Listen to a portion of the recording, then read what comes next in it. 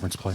I have not even thought about that. So I think maybe last year they got tied up a little bit, but it didn't bother 14 other teams or 13 other teams. So I don't think that has as much to do with anything. I do think it could be motivation that we didn't do it last year. So especially the guys that are returning could be extra motivated. I certainly hope that's the case, but I don't see it helping or hurting really any extent at all. What's to say about Bob Huggins to be able to go from 4-14 last in the league to getting a team that reflects his personality and it's kind of like the old West Virginia?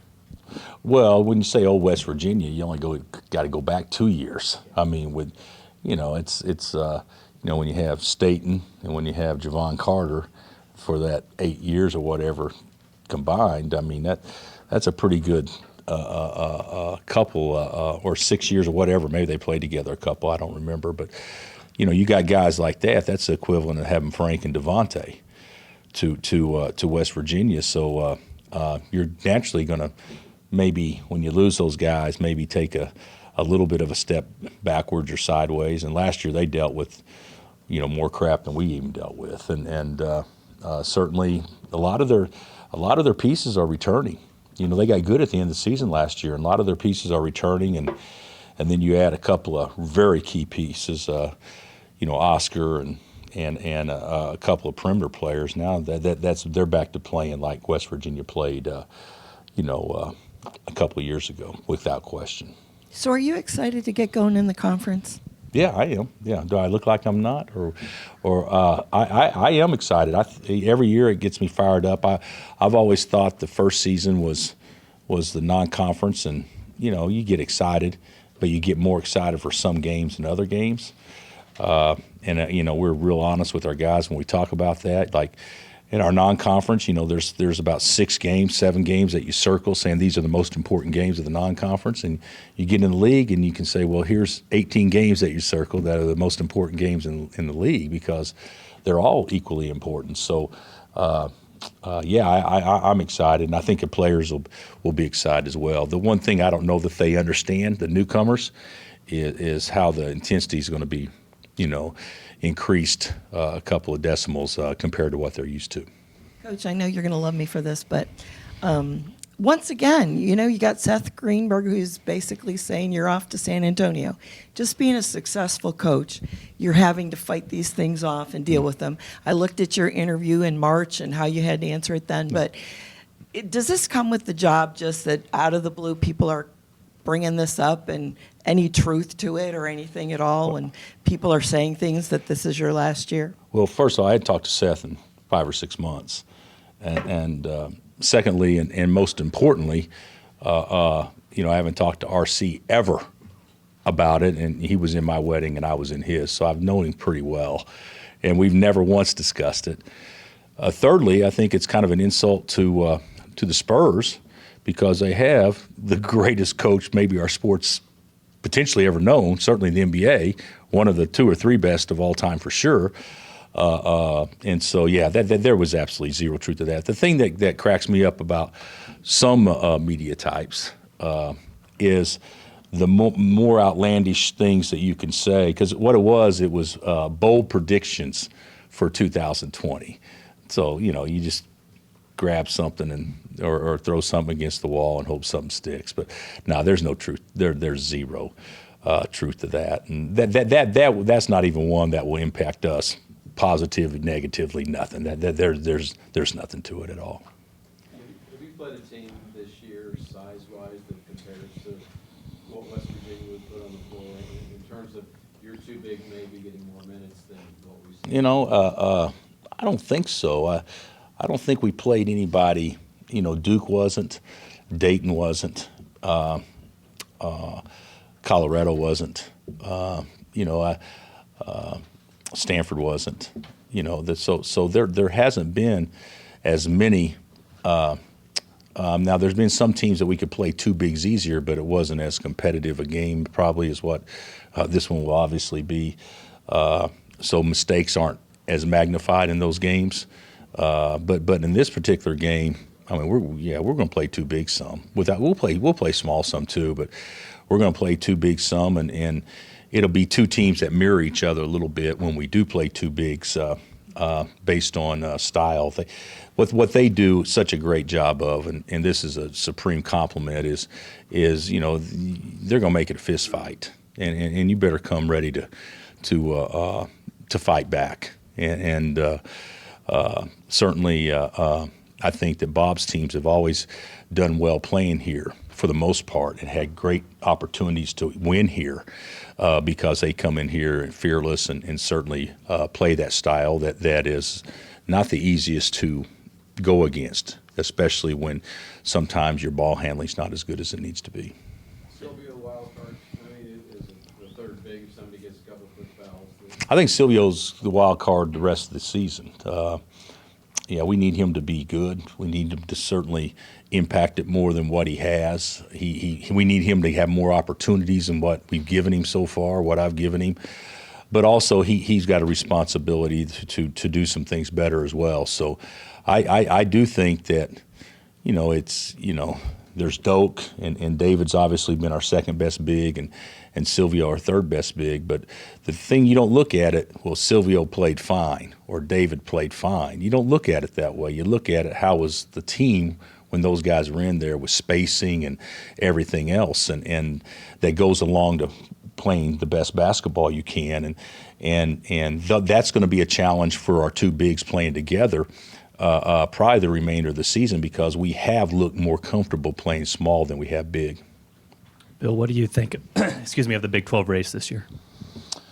Well, my personal opinion is it's, wide open. It's too early to say that because obviously he hadn't played a game yet. But I don't think that, West Virginia, to me, has the most impressive win of the non-conference. I think Baylor is right there behind them. I think Texas Tech's win over Louisville is right there behind that. There's been some teams that certainly have better wins than what Kansas has had, what we've had up until this point. So that means they're capable of beating anybody. I think Oklahoma State, winning at Houston without Likely. I mean, that's as good a win as just about anybody's had.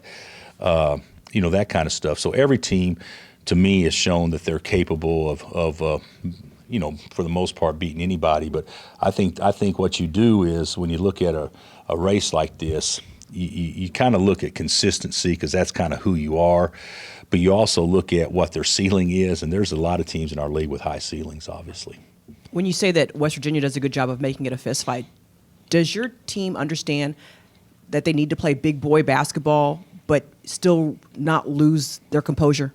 Yeah, well, we've actually worked on that and talked about it a little bit. When I say fist fight, I don't mean anything dirty. What I'm talking about is when the ball's shot, there's, four hands above the rim going after it. I mean, they really do a good job of not letting you do what you want to do and certainly make you play faster than maybe what you're comfortable playing. And so you hit it on the head. We have to be turned up, but we have to be very poised at the same time and not play in a hurry. Coach, to wrap up the bulk of the non-conference season, you saw multiple major upsets like Florida A&M at Iowa State. What do you make of that? Well, I didn't see that game. I haven't seen it, but there's multiple ones all across America, and I assume that's what you're talking about. But we've had a couple in our league as well. But it's I don't, Stephen F. Austin winning at Duke, Evansville winning at Kentucky, Florida A&M obviously winning in names, and there's been more that have done that, and there's been more close calls where teams kind of eked it out. But I just think this is a year in college basketball where people can talk about parity. I don't think the perceived Power Five is necessarily much better than some of the mid majors, and I certainly don't believe that the talent disparity is great enough where a team cannot be good and still beat a talented mid major team.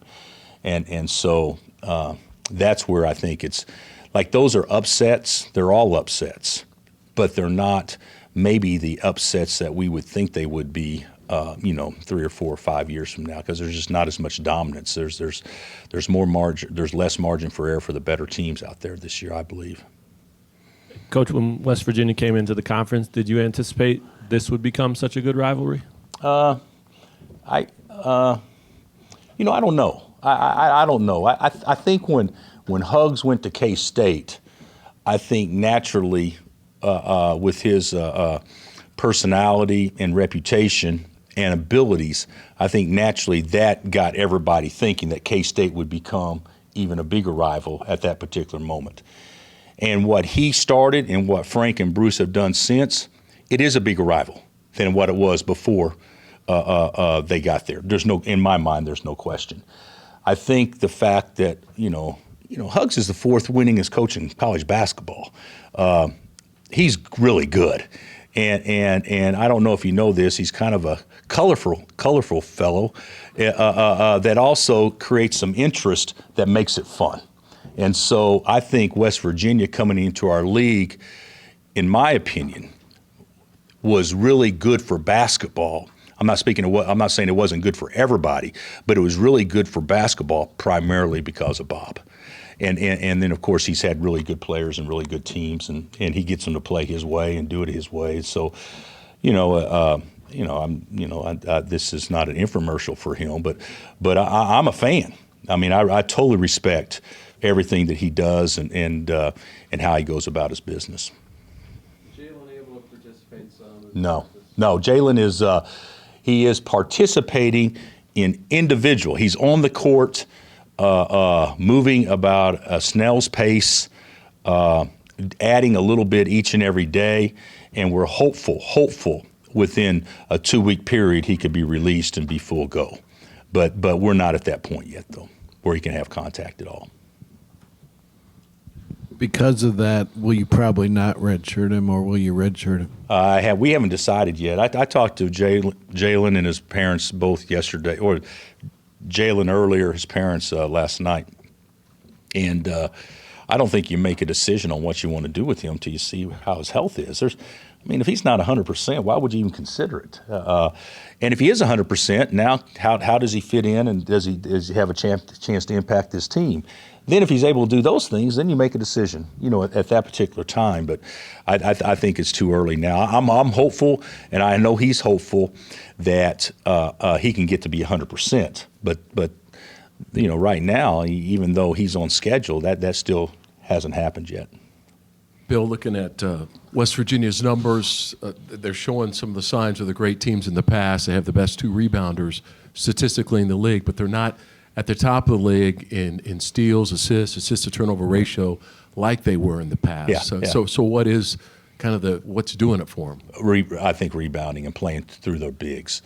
They make enough shots, kind of like our team, to keep teams honest, and then they just try to punish you inside. And they're terrific defensively. Even though they don't have as many steals, the things that they do to disrupt you in the half court is about as good as what they've always done, I think. I don't think they do as much in the full court as what they have done in the past, but in the half court I think it's very comparable.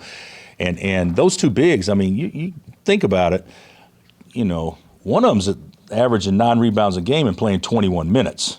The other one is averaging 9.5 or whatever rebounds a game and is playing 24 minutes. It's not like that, if you rate them over a 30 or 35-minute game, they're putting up some ridiculous numbers. So they've been, I would say, by far the 2 best rebounders in our league to date, especially per minute.